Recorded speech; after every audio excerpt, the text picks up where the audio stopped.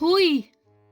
Sabi ko, i-follow mo yung second account TikTok ko. Kasi be, hindi na ako magti-TikTok dito be. Totoo!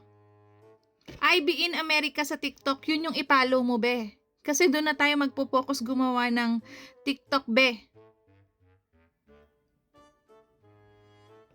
Totoo! Maniwala ka sa akin. Sige na!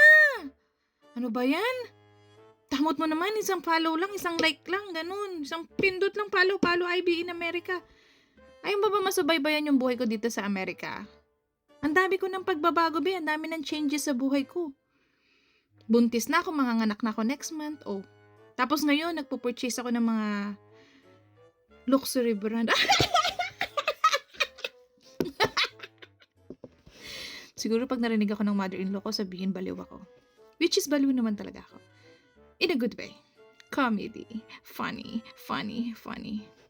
So, dali na!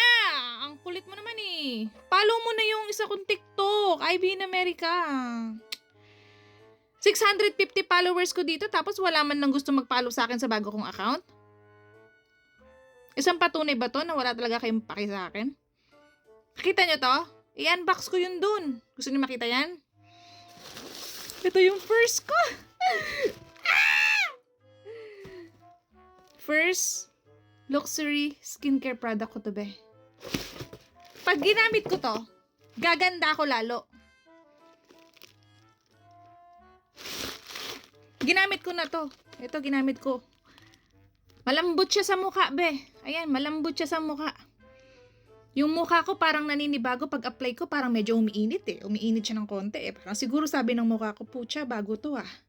Anong nilagay mo sa mukha mo, Ivy? Parang umiinit ng konti. Pinakiramdaman ko muna, syempre. Syempre, first time na mukha ko maka-experience sa mamahaling luxury brand. Di ba? Umiinit ng konti. Baka nagre-react yung skin ko, hindi sanay ng pangmayaman, be. Kasi sabi ko sa'yo, follow mo na yung bago kong account!